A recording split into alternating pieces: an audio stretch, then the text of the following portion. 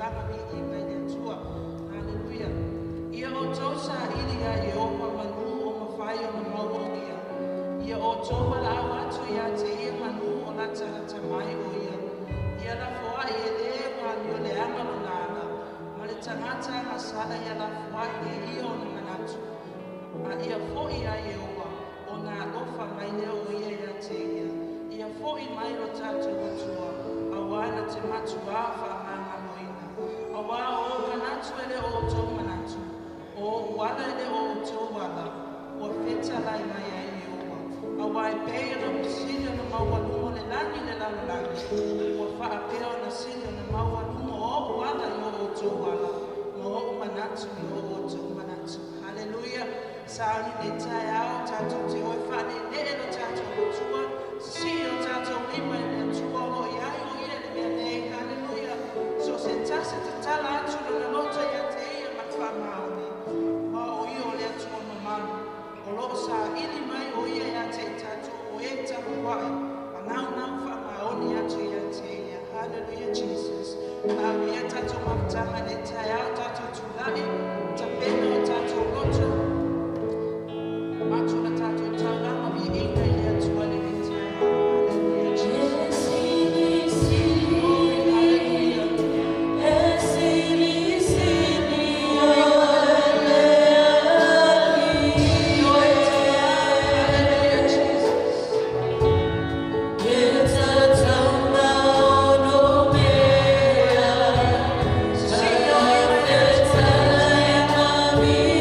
Watch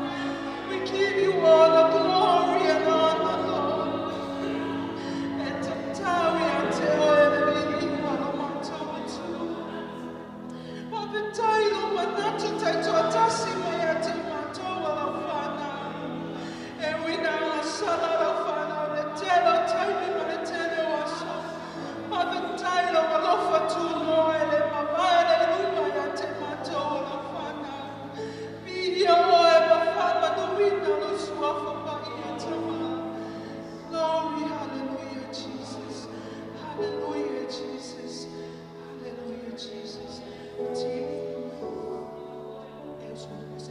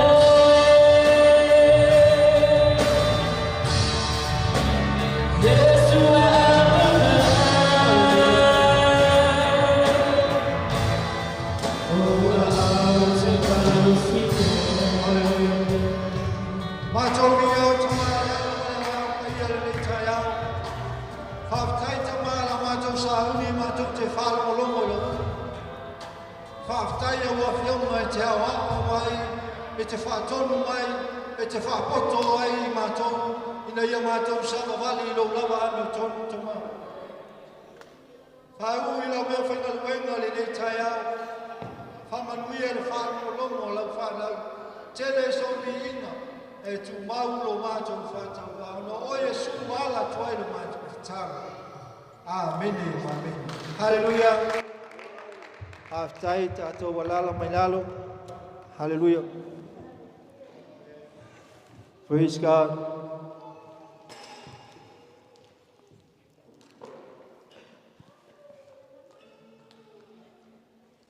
Sao ele fata lo fani. Alesto ina volevon sau di sida. Good morning church. Hallelujah. Ia le malole, taupati malole. So if you mawa malole langi mama tu le ava ma le faloalo te lava e fatalofo ai matu o le fale au na le tua ma le fale tua fatalofa ti akono ma fale tua tupulanga tama matene tala vou si o tatu kalesia se yo I fanau ia fia fole loto e fatalofa na yo tamama tutua to utai o se tato e kalesia ia o tama ia o lo fa malu so se mea tato te ia e manui ai faiva. Hallelujah. Praise God. Nei tai ao e fa leo le nganga o le whaftai le tua no amanoa o lo I tonu pe o amanoa e wha ngā i le ola ma le soifua au nai wala le upo le tua whaftai le au na le tua ona o tōwhinga ia ma whaasolonga mo whai e na maua le avanoa lo ni tangata ia e tūtua tuai tātou te whaasoa i le upo le tua. Hallelujah. Ia e whai ngofie lawa le tātou mta upu masani maua le Ioannes Fumatolu so e lau tusi nei tai au Ioannes Fumatolu tātou whai tau I le whai upu mua se ia o I le whai upu sumatas ai tu le whai upu sulua e tau luas fulu se ia o le whale o nei whai tau lea. Hallelujah. Hallelujah.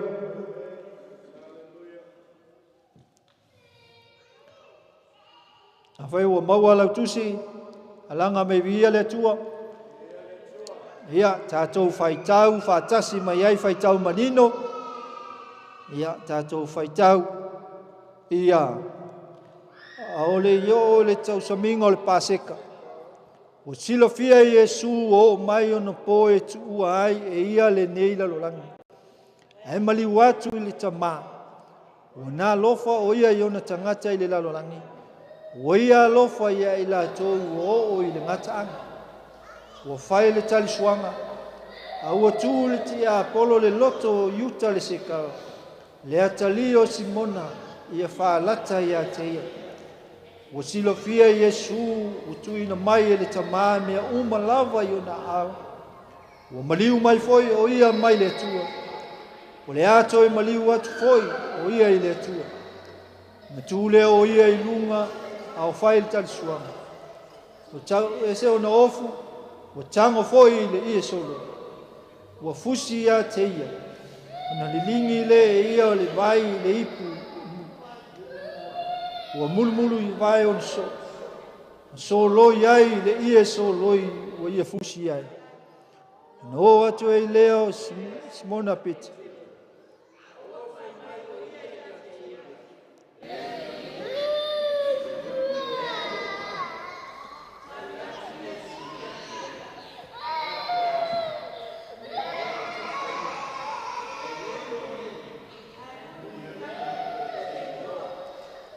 Fai mai pe te ia te ia.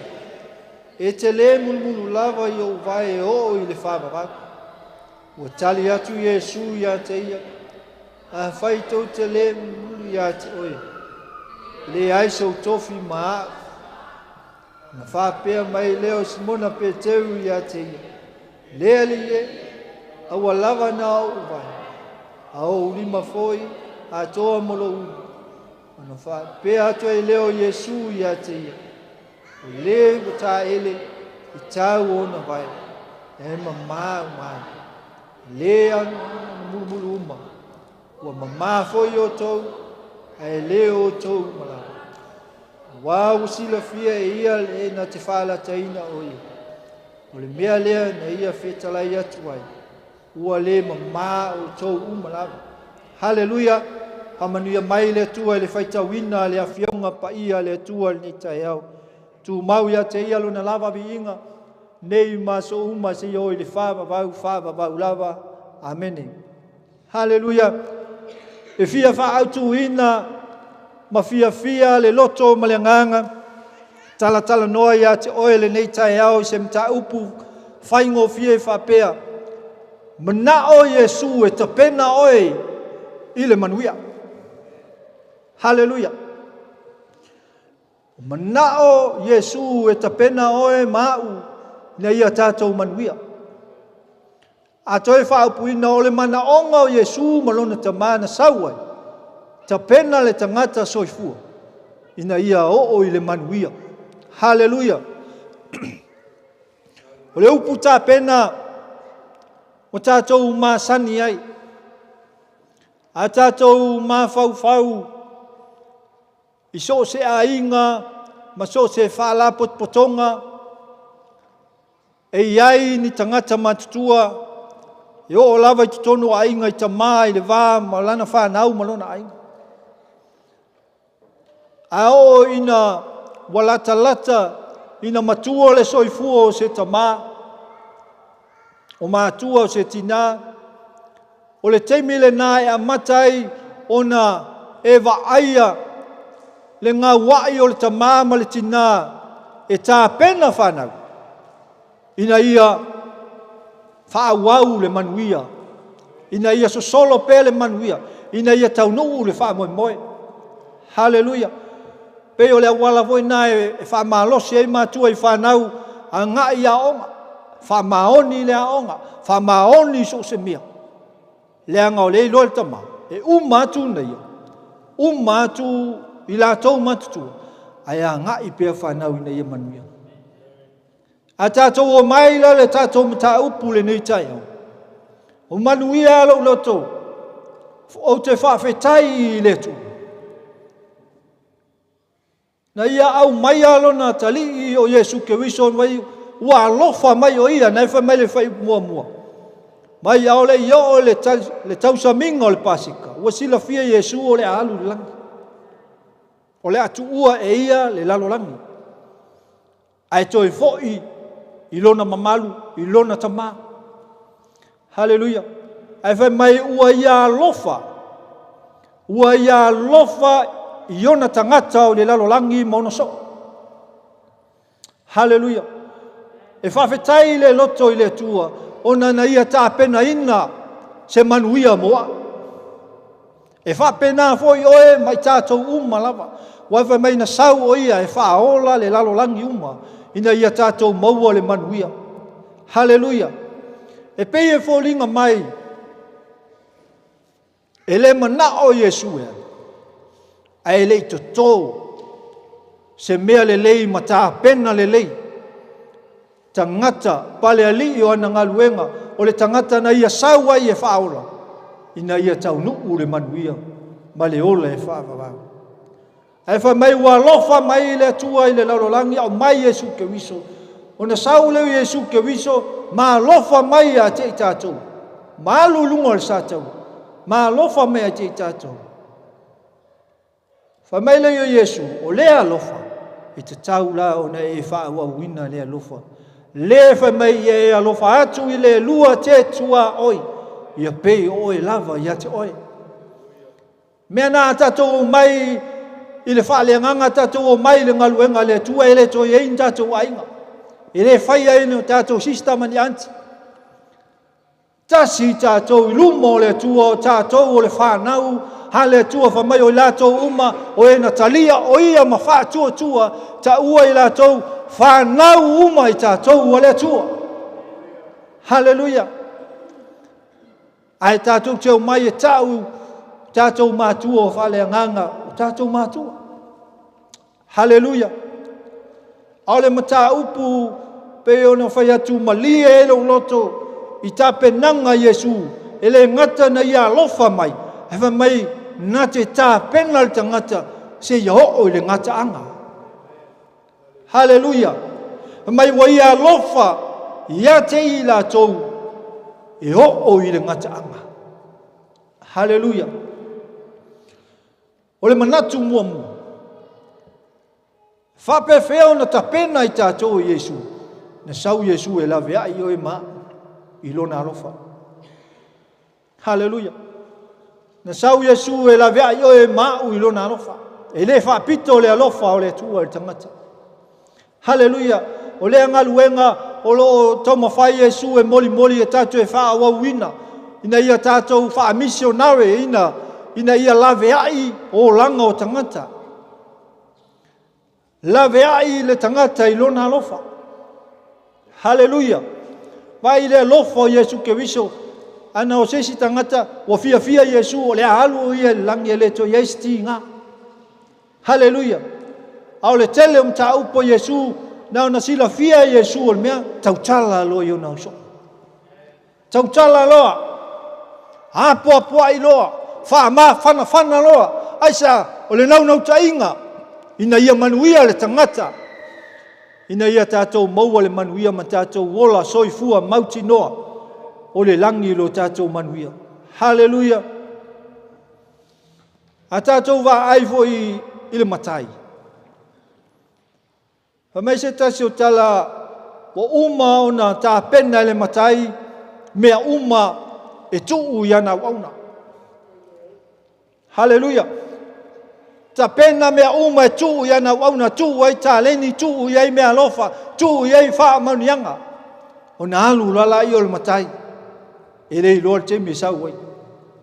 Hallelujah.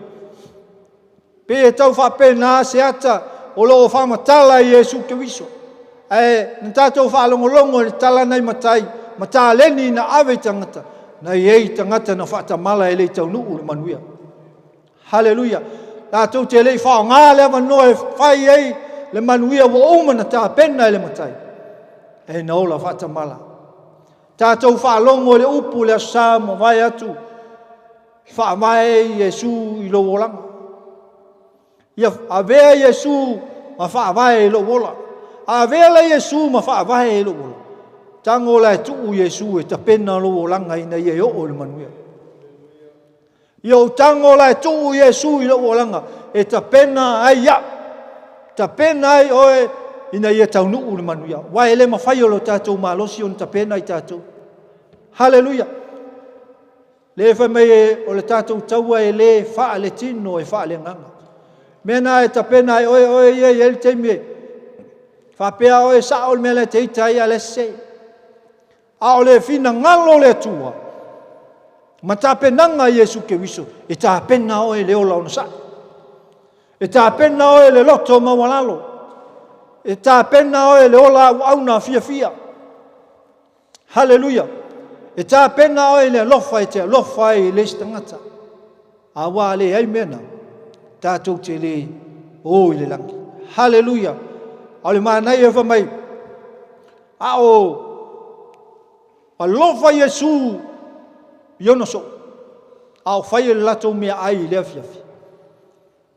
e lui forki Apollo to le loto ya yuta le falata e lui falata Yesu ya tato matala wale same le taimi nei malengal wenga le tu no fai tau le fai upu le fai mai le upu matala la ngai ma fai no ta milo ma le file to se loto le ia te o i tono ngal wenga le tu me ana te va ai e pe sau le tangata lisi taimi pe fa le sek te le fa masino ya te oi ai o se upu fa me tatou te matala yo tatou loto le ti ofa mai le upu la tu spaia silio na leo ino lo loto wa tupu e le amio ai fa mai ale le foi lo loto le fa amu ia Yesu le ta upu le matai o lima amu ia le loto mawala amu ia le yanga malu amu ia le loto mama haleluya ai na fa tamala ina yuta le fa lata fa mai na toto e le ti a Apollo i le loto yuta e alu fa lata haleluya o se lapa tainga mo i tatou matala la mo le fidi o lo tamilo haleluya o lo tamilo le fidi e fa lata ia te oe lo loto haleluya e fa lata ia te haleluya mo tatou va ai vo le nei taimi i le tele o tapenanga leo la tatou o i le kewisi masi i le whanau mai o Yesu kewiso haleluya i lo tupu wa e malo mai tau o au ia pe o se vai taimi nei e tapena i tangata e fia haleluya ma nei o le fia le anga o le la whanau le tatou masi la whanau mai le pepe na ia whaola ina i tatou e wavea ia tapenanga ma mea ua se e le tele o tangata ma se o latou loto e whaatino e le tapenanga a wale a fio mai o Yesu Keriso haleluya tele na pa ai Kerisiano ia so fia whapenei haleluya e o le whamanatu mo oe mau e te tau e o na umatalawo vai ro loto nei whaalata i mea o le olanga ma le soifuanga o lo tatou vai e nei se tasi o whailaunga tala noa whamai lua campaign o lo whaia le lalolangi nei Satani ma Yesu Keriso e lua foi malo lo iai o le malo le lang ma se oli e whaavavau haleluya e whai foi o le nau mai o mea whaato sina o mea le atua ina ia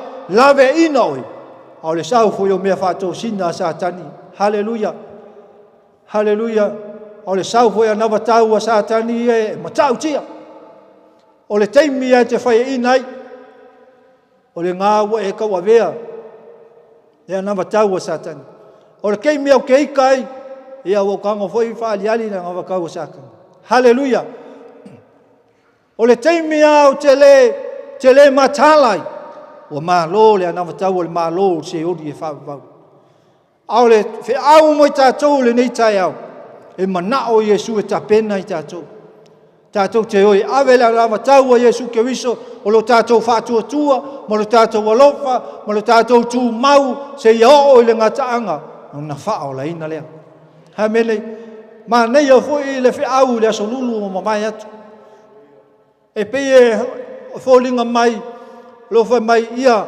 manuia ia whaalau tele ina lau ele ai atu whale nganga whaalau tele ina le upo le atua ma nei le upu le aso so me le aso lulu leo tau mawhai nei aso so pea ma whaalau tele le fina ngalo le atua ina ia mausali loto tangata ina ia whau i tātou ta pena i tātou mo le manuia e whaavavau haleluya whai upo e tolu wa mai wasila fia Yesu wa tu ina mai ele ta mā me umalama i ona au o maliu mai foi o ia mai le tua o le ato e maliu atu foi o ia i le tua o le vaenga mo fa mai ua sila fia Yesu wa tuina mai ele ta ma mea lava iona au e leo le mafuanga le na no fa Yesu iona so e le ngata o la ia alu au wai loa Yesu Keriso wa iona lima le mana o iona lima le pawa Haleluia. E tapena i oe mau i na ia tātou wōre manuia. E le se mana le ti Apolo. E le se malose le ti Apolo. Wa na o Yesu Keriso o lo iai le mana. Haleluia. Tātou te manu malo e pēr no whai atu. Tu u Yesu e tapena oe mau se ia o le ngataanga. Le anga o lei e le paua ia Yesu Keriso. Haleluia. Haleluia. Nā tala noa e mta upa suma le whana so ai. Ma Yesu wa nei o le ala upu moni ma le ola. E le ai se alu ta maa pe ale ui a te ia. Nā tala noa le whai mua whai mai wa umana sau nia e lo ta maa mena nofo ai tātou umara. Ana le ai. E alu Yesu e sau nia se mena nofo ai tātou. Longo winga e tā ua no tātou wha moi a Yesu Keriso. E ta pena o e maa. Le anga laua ia te ia le mana. O lea lai mana o Yesu Keriso pe no whai atu lea matanga. So se ta maa e mana o e pasi le mea lofa i lana whanau ina ia whaua wina. E o foi lea wauna lea tua. E mana o lea wauna lea tua. E ao tau wina lana whanau whale nganga. Ina ia uma atu na ia. Ai pasi atu le whaunga le whauau le ngaruenga le tua. Pe e whapena se la ngona ile mta upu lea. Ile mele tala noa Yesu. O lea waiona lima le mana whai mai waiona ao mea umalawa. Le manuia, manu malo. So se tuai ngā mea. O lo i lima o Yesu Keriso. Lea lai mana o Yesu. E alu e whaasoa i ona so. E alofa i ona tangata. E alofa i le lalorangi. Haleluia. Mai lalo whai upe e wha. Mai ona tūle o ia i lunga. A o whai le lato mea ai. Ntali suanga. Me ua tu ese ona ofu wa tango foi. Ile ia so loi. Uia fusi e te ia. O le mea ma na ia na iaina. E le i whatali Yesu Keriso. Angai loa Yesu Keriso wa ngai lima le mana wa ia te ia mea uma. Tūro i lunga. Haleluia. Haleluia. We mamo le tangata ia lofa. A tātou wa ai foi mamo le tangata ia lofa ia te oi. E whaalongo mai loa e la vea kūro i lunga. La aloa. Sau e whaatino le alofa ia te oi. Sau e la vea i oi. Ai tai peo le tala le samawia. Anga le lei le tangata le na fasia i le ala. Haleluia. O atu sa le vi pasi o atu. Tangata whaila unga pasi ai luatu le samawia anga le lei ia te ia. Pe e whapena le la ngona o Yesu. Awa ona ia na sau le wala mo walalo e sau e lofa ia i tātou. Hamai watu o ia i lunga ve eselo na ofu. Sa ili le tua amo ve eselo ofu Yesu Keriso. Tango Yesu e ve eselo na ofu. Leanga o ia o le tupu. Haleluia. Tango Yesu e ve eselo na ofu leanga o ia o le tupu. Ai sau se wala mo walalo. Haleluia. Le tioa fa mai upo le atunu ai fia manu malo alu ilalo. O le ala o le pule o le tautua. Haleluia. O le ala o le nofo i luma o le ngofo le mkuka. Haleluia. Fia e alu e lau mea ai pe ai fia o i luma. Ai fia sili a wauna. Haleluia. A o fia mua. Ia o sau e muri ya. Fia e muri. E awar sau lo fia mua. Haleluia. Fa mai watu o ia i lunga. Ma fa atino le ngaluenga. Haleluia. Mai au maia. Mea umai fa atino ai. Ne ngaluenga o lo manao ai. Haleluia. Vi ia le tua. Praise God. Le aso la ngona i se tangata maua lunga. Fa tusa o le tatou tama fa le ngana. E ke ia waku lunga kakala longa pelau e sau muru o tātou vai. Le aso o e la ngona wha pena pe o le au soo. Ina watu le lātou whaola. O tu Yesu Keriso te tala na ofu ai sau e muru. Le whai mai e Yesu. Le aso kou wa ai le mea ngau whai. Kou ke fia whakai kai e. O le manu lauti ma le wha moe o le nā ata na wha ali e Yesu. O le loto mawalalo e whai e le ngaluenga le tu. O le fealo fani e fai e le ngaluenga le tua. O le loto e tasi e fai e le fina ngalo le tua. Hallelujah. Manatu e lua. Pape feo na ta pena i tātou Yesu se ia o le manuia. E manao Yesu e wha mamā mua i tātou. Hallelujah. Manao Yesu e wha mamā. E le tasi se aso e wha mamā. Leanga le tātou e wheto ai aso uma ma whia whita uri. Hallelujah. Ma lea mato wha soa manisi uso i whainga le lio laulangi. Hallelujah. E peia mo le fusu anga wangale. Ai fusu nge msakangi e whae koko nguku nge kulou. Koe sau hui kai koe fusu ia satan. Hallelujah. Au e te whaia ina mai nofo ai. Hallelujah. Au e te vai mai nofo ai. Au e te pau mai nofo ai lalo. E pau ma toe tu. Pau ma toe nau. I ai Yesu ke viso e wha mamā ia te oe mau. O tātou uma o tangata angsala. O au foi o tangata angsala. Wai wha mai e peia i tātou le i o le mai e pispisia i o tātou angsala. Ai o le ngaluenga la vea ia Yesu ke viso. O lona ngaluenga lo whai a te oe mau mai tātou. E le manao e tau te oi se ori. O nofo a sa ili le tua e wha mai. A halu tangata i se ori. Kua ngau al sa o Yesu.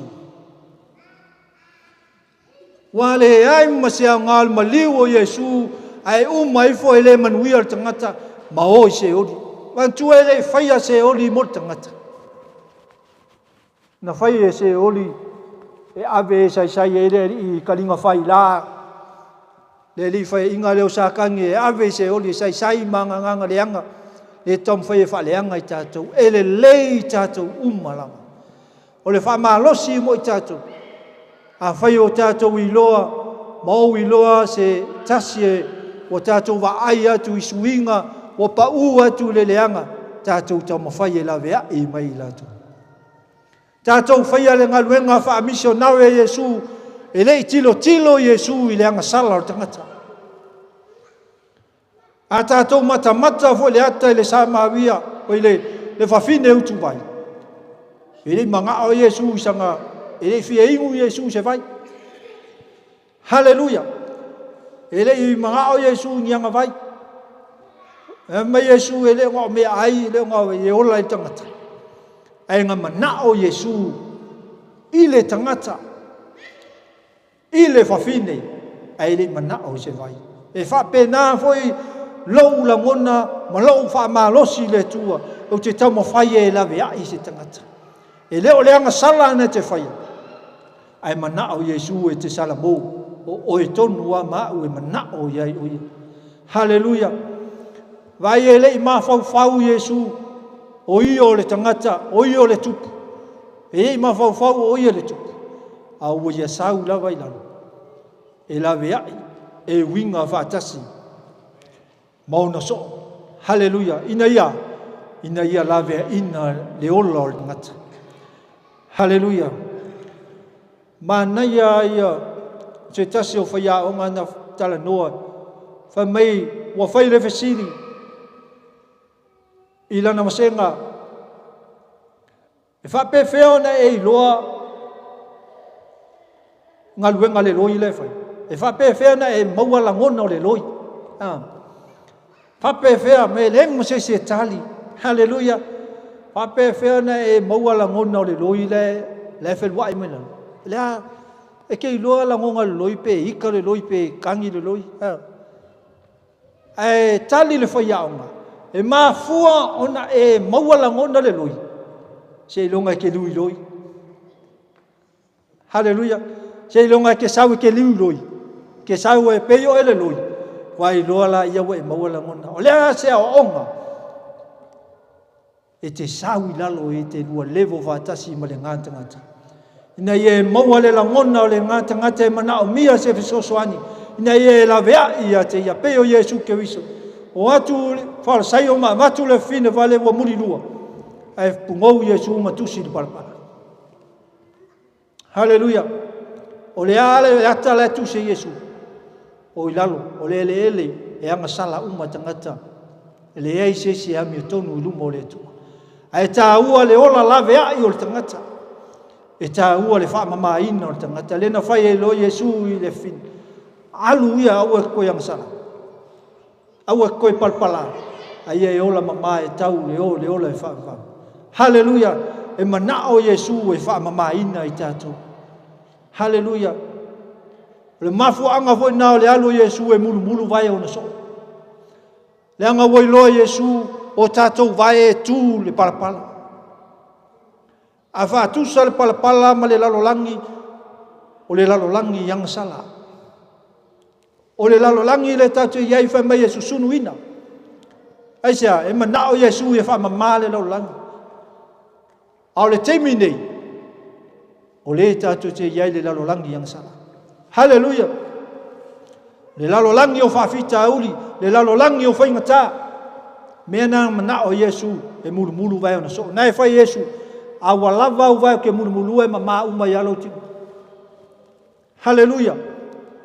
Le anga e pefua u vai, a e alu se me e pefua u vai. E mana o mia le wha mama ina u vai. Hallelujah. O le fina ngalo le nā o Yesu ke wiso. O se ata manino mo oe maau. Mana o Yesu e tapena oe mulu o vai e wha mama u wha mama i tātou. Ia tātou wola pa ia i luma o le atua. Ia tātou wola fefefe whai i le angasala. E tātou fia i le atua.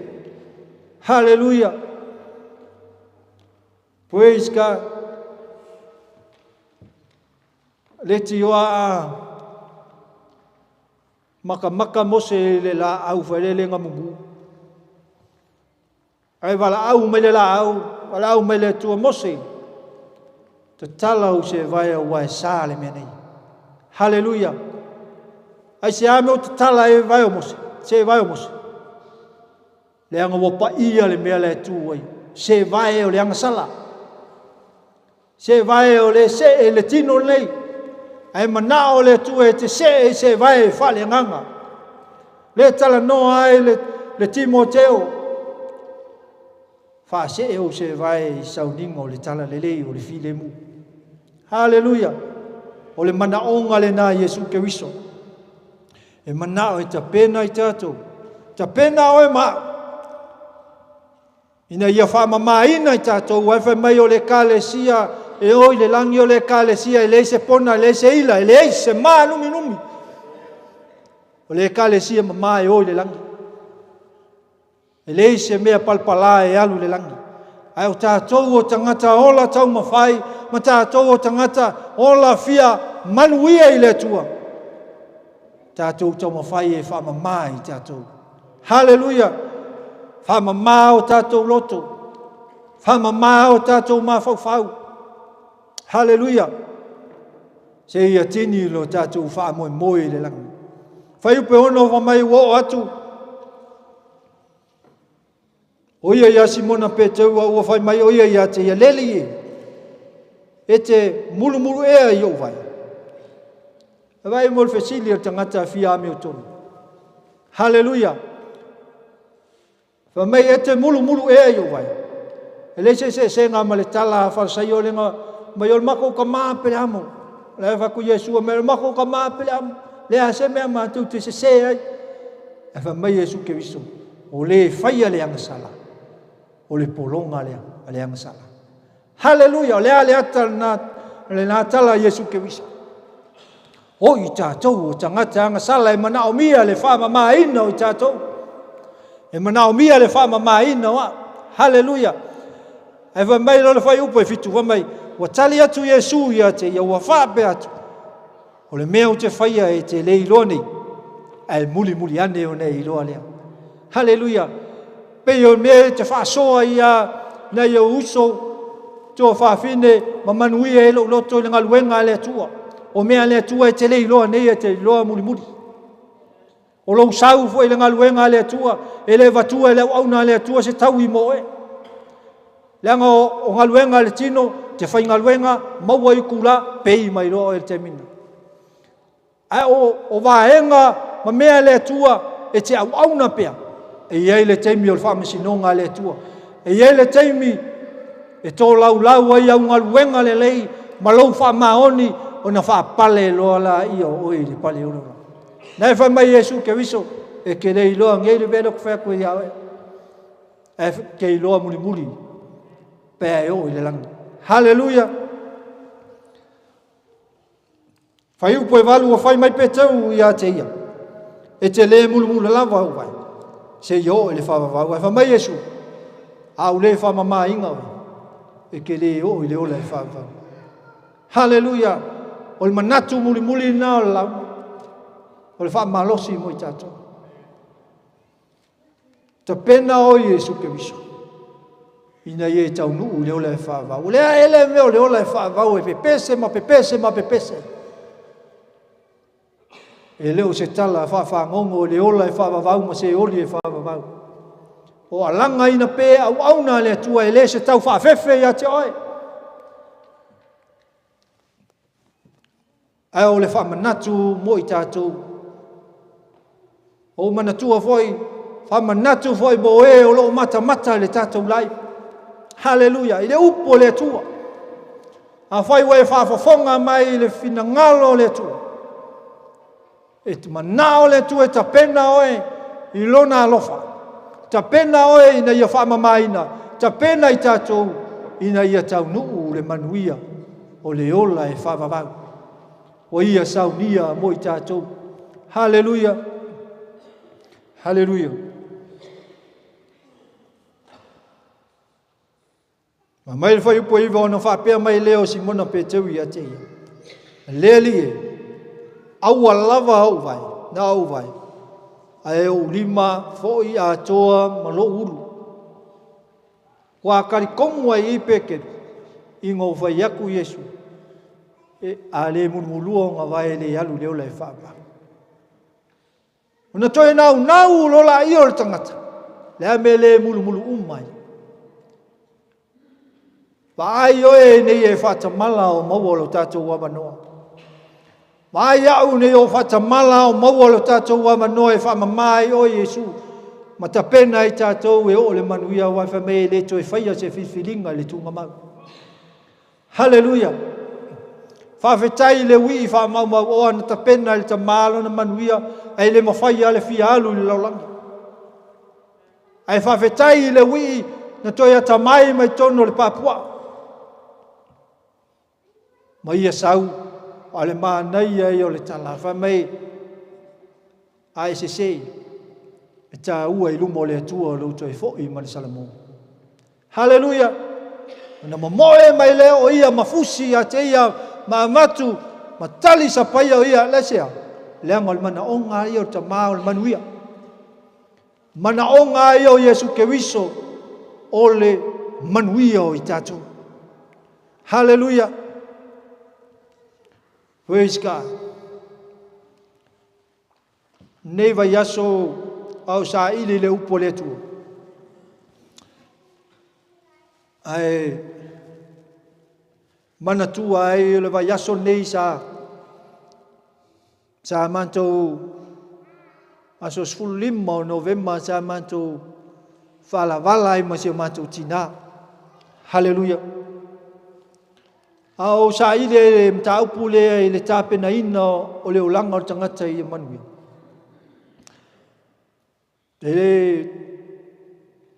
Ele titi a te au lo whawhetai atu ile atua i se tina na ia tape na ina lo ulanga mo le atua.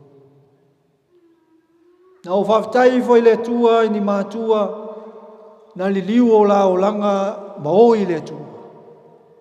O te tupu ifo ma uola ifo lo i le whaoletanga mātua. Na umo li mau se tasi aso e leise se tutu whae ina. E leise se nofo ma walunga so na tūlanga e tū mai e. E le selu fo le awauna le atua ma le whalitua e le te no nofo i la ua i nofo lea. Leanga na tā pena ina fo i la ua ma ia la ola ina le fina ngalo le tua. Ma iei au na sa tā pena ina i la. Au nofo la mo ma fau lo tina o fa noa. Ai va mai Yesu. Ai mai le nganga le tua. au ke fango ngoa la wa pese mai le langi lutina au le loto te whawhetai ni tangata ni mātua na mai e tā pena lo tangata e whapea amu ia kakale poko e la mua amu ia kakale whai e loa tā le amu le au le ai e leoa au e na tā pena ina whaatasi e male wala au male tā penanga Yesu Kiriso na wha moe i mātua e tā pena Hallelujah Hallelujah whanau te o whamanatu mare mera te whia lui a te oe whanau lo uso lo tō whine ma ai lea wanoa i te tātou te le mau pēr ma tātou mātua whaalongo ma tātou stai ma pue se mele lei mea te ilatu o lau mea e whai lau ta mā i Samoa pele ei se mea ai o te alu e awe lau ta mā o lau fia o te alu i lau ta mā e la teimi no te whaasoa ia te oe tama manting e la teimi e sai mai toi ia mea wangale la fuai mea na ai ai la ke me sa saa mai ai mea wangai o manguia o ngara le sa o le pufasa mo le moa laka la lor kuai e kele anga pengue ai haleluya o le tamatiti la talata i lona tama na te maua le manuia e ta penai o le manuia lau te tutu o tuai e leo se manuia o se poto a ina o le manuia o lo fia e tausi lo tama mo lo tina haleluya whanau le ava noa e te ustai e le ava noa e te pue mai se mele lei e le ngata i manuia o le tino nei a o le mea o lo nau e a mātua whaale nganga ma tātou mātua ia tātou manuia i le langi haleluya wa le eise au ngā e tātou te maua i ta vale le lei whaale mānaia mea mānaia atu lau suki ai sau leo le whaavau ia lale e mai lalo o wala au mai lola ia whakasi se isaua ma se so di makusi ngai se whaasusua ia o makua o mu haleluya au le tāua o le amanoa ua mai e le tu tātou te ta pena i tātou a vea Yesu a vea le tua ma wha moenga i lo ainga ta pena i lo ainga ta pena i lo ainga peno whai atu a whatali nei se malo tau le sau oko a whalave kama kiki iau ka penganga e pā i le po ai sea le angalaua i loa la sau lau malo whalau ringia ai a tātou tū whale ngangana ai kangola ka penga whapena lo nganga malou tangata ke vai e kaule pamua aku le mea pe a kako mai lotu haleluya e le fa moe le tim haleluya te le fa moe la unga ku la sa lai lo fale ta penanga haleluya lai lo fale le atola uma nei o fa soa se tasia wa una mai alu lo fale ma avel e fata fai taulanga le tu haleluya fa pe feo na mawal ngam ke ngofa e mo fai lo lotu haleluya ele se longa tatou te mai fai sa tu atatalo lai haleluya ta pena saunia i tatou awa le te mia fio mai Yesu Kiriso mo i tatou tala no le fai upa suna fa ma Yesu yo na so o yo le ala tala no le mta upa suma lima mai Yesu yo tau pipi mai atia o le vini monu haleluya ta pena Yesu tatou fia pipi ya Yesu haleluya ai fa manatu mai lau sa ilinga le tangata nga koe fai alangka penganga i lunga sa kaulua ele yoki kwa le fea le mea e so ma fau o e wa lewa na faolaina wa lewa na faolaina ai sau ka nga fal pui mai ai mai nga ola fal pui matu ai fa se ya alu e lunga sa ka ai koe fai ya Yesu ai a fielo malo mana tua mai Toi sa o ala na mate le I oti. Toi sa o ala na filfilinga e le oti. E ti o atala noa le tuspaia, o mai e tu tusa I lumo le tua, le aso e tasi, ma tau sanga e afe I le tangata. E le manatu le tua I sou se. E le manatu e su ke viso I sauanga sala. E manatu le tua I ate oe, maau mai tatou. O ai tatou o manatu mai ai ui. O manatu mai ai ia le le pese. E le o au se aulo le o au se avio. Au lava o le whaatusa o le atua. O I tātou o whaatusa o le atua, o tātou o le malu. Hallelujah. Whai mai lola I o le maumuli e wha uma e le mta upu nei tai au. I sei e wha sfulu whai upu e tolu sumatas. Au le wha tali I a Iova. E wha whauina lona malusi. Mai e sawa vali. Ai le vai. Ta mo e ai le tinai. O ai le fata tali fatas. O Yesu Kristo. Hallelujah. Ai fa karkali mo Yesu Kristo. E ke kamo e ke le vai. Pe kimu e sawa. Pe fa vita u le vai a kwale una le tua ke sawa.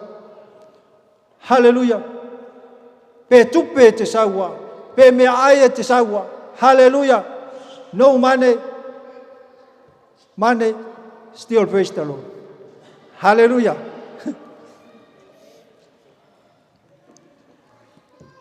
Nei tai au, malau a inga pele nei tai au. Fia nei tai au. So soani ante oe ai mese fo I ro nei tangata ma le tātou sawalinga. Tu Yesu ke wiso e tā pena oe ta pena I tātou. E na ia tātou maua le manuia. Le ola e whawawau o Iesaunia. Ta pena o ia e lona alofa. I tātou I lona alofa e la vea I ai oe mau. La vea I ai tātou. Ta pena I na ia whamamaina I tātou. Ta pena I na ia manuia. Oe manuia mai tātou. Whamanuia mai le tua, whamanuia fo ie o lo mata mai anga le auna le tua nei tai au. Fo I le vi inga I a Yesu Kristo. Amene ma amene. Whaafteita mai la upu. Tu mau ia to o le vi inga. Au alava ne ia te mātou. A veo se upu e teu I o mātou fatu. E veo se upu se ele pa u I o mātou loto. Ia tupu maola I o mātou malo losi e mo oe malo lava fina ngalo. Whātu mawina o mātou loto. Whāwhia ina o mātou tangata. Mātou te au na pia mo oe malo lava fina ngalo. Ono oe Yesu wala tua te tala. Amene ma amene. Tui na atu le au na le tua mo le ngā whala.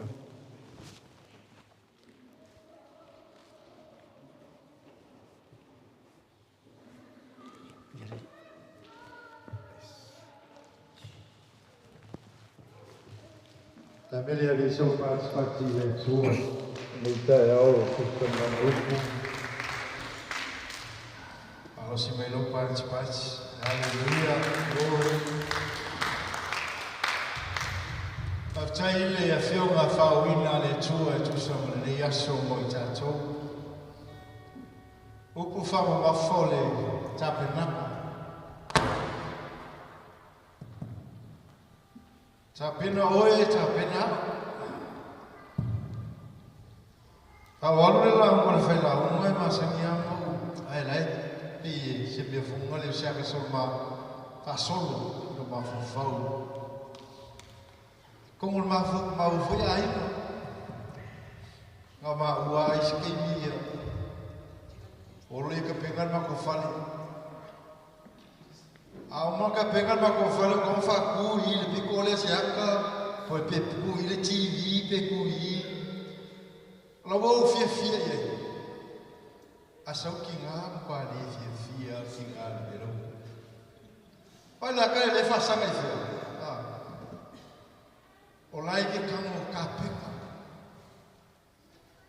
ile ku kingo ne ai kamola ek fai kau kuspa ia mai va ia ile chapernanga Oi loi Yesu wala kalaka timi la anela. Afa me wa ki longa lufa tangata. Ole sota inga a Yesu ma tangata na ye fai lo na fatus. E yerke mi mo moku wai o wa sala tangata. Ele fai ko fila la ka pega ma Yesu ko sa wa Yesu e ko ma wala soka inga ai sau se awala sili o ma fai ka pe o ma totala ngia le deta ile sauai saui fa siloma saui I fai na tase ya o lava le moi ko sato o mo le rofa ya tita tu na fa o le fisila ka penga ma le ka fai ya peti ela com esse fa aquele que se vai falar lá ka kilu porque me makala ife ko ko lo ko mo ko Achame mangungi, esse vai de coquinho. Mangungi, ele não quer mangungi, esse vai. Aí mangungi foi mo vai. O fia lá me que fez mo e como ele fala. E mangungi uma já ele fala. Vale que por uma capeca. Olhe, ele então faz isso e faz lá o show. Na ia fama mais na peonca por faz lá o nem taiau. Inga ia ola se olanga. Pa ia ma wha mai na le ngata ngai ka mwhai so loi vai a ole ia na fusi ei I ole fisoka inga lea ole fisoka inga a ia ma le tangata ngai a whaia I longa fatus la fusia mea umora kape e ala I lona lofa muti pale ia tita La tasu tula I fatasi va mangori. This is not a busy. It's all an over the detail.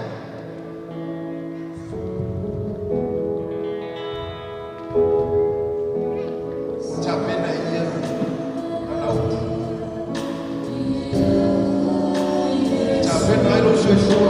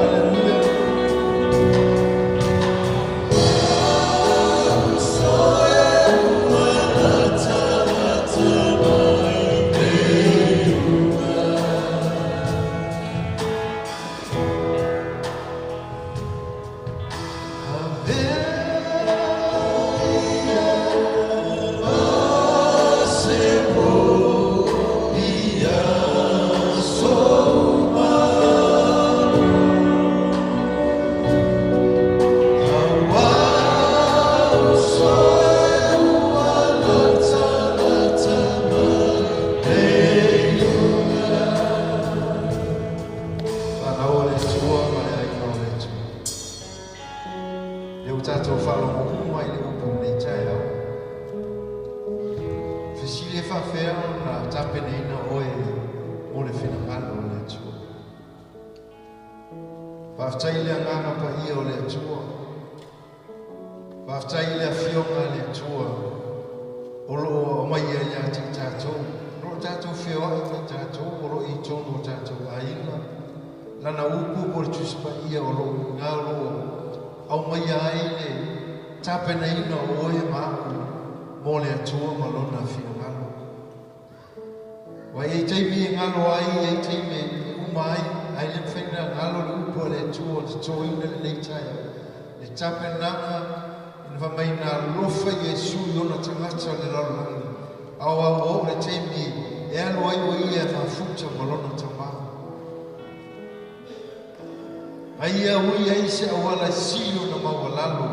Ai ia mulu ai vai rona o soko. Inga ia tau ia te ila tu. O lona fina ngalo ele ulunga o lalo mawai. O le ola loto mawala. Kili o tangata whektaha ma lato whata. Ai ua mai la fionga le atu. E au ngā mo i tatou malama lana whana. Le a whare tatou te talo, ti i whoroa au tama tau. Peke pae fui se mea o whai o mai, pae eilo au tama tau. Ilo ea tau se tali o le atu o le tali, e suo i o le tali o mea o mai. E fui se mea o e nau nau i ai, tu i le atu o. Le atu o mātou te mai. Mātou whalongo i lo si whongo la upuri nei tai au e whetalai tu sa mai mo mātou lau whanau. A ua mai foi lau whanau i lunga nei o tu o lato no fua mai mai tu i nā tu o lato mana onga i atu aia le atu. Ona o lau upu sa mātou whalongo whatasi. A vea lea matape nanga o mātou o langa i nei a tapena i mātou. Se ia o le aso e te fio mai ai lo mātou atu. Nisi o mai mani mai whaftai lau whamalo longa i lo pai tai tasi i a te ila ato. Nisi o maua i mai tanga le atua whaftai. Se loto le atua e tu ina whamalosi a wala o loa taua le atua lo taua mei.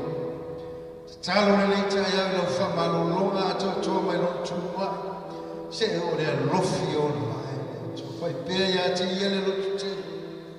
Ai mai se fui whanau le tua. Pepe le tua e peo nei eina nei tai au. E tu ina atu iau lava au. Oi o le tua e whamawhan whanau. Oi o le tua. Whalotu tenge le tua e whamalo lo i lau whanau. Ai mai se ta mama tina e peo le tula i nei tai au. Mana o lilo i tutonu i a te ina atu. Talo matu ina atu mana onga i atu. Oe Yesu Kirisu. Oe o le tali. Oe mali. E whamanuia i a te ina atu te tūtasi. Peo na e whetarai le nei tai au le tua. E le maua nei ai mulmuli ane o na maua lea pe loa. Mea unga peo na whetarai mana e sau noe ala i lau upo mātou te. Nā tu la tu uma yoa au. O e lava o le tai. Whaftai. Le sa tai te ina le nei maafutanga le nei tai. Ai mai se fo i le atua lena. A wala mai ei lo fina ngalo le atua mo i mātou. Ai mai se fo i le aonga asosa le atua. Whaftai mo mea umana. Whaftai lau whamalo longa te tonu le nei. Nei maafutanga po lau e kālesi. Nisi fo i o whalongolongo mai le atu. O oe lava e mali ai o mātou. O oe o le tali o mea uma lava le atu. Aftai o no lau upu wai a wao, wai a wai, wai whatonu ai i a te mātou. E ta pena ai o mātou rola au auna mo oe malau whina. Ona o Yesu wa mātou wala au atoa i ne. Amen. Amen. Tumbia te toya te tu. ai nei tai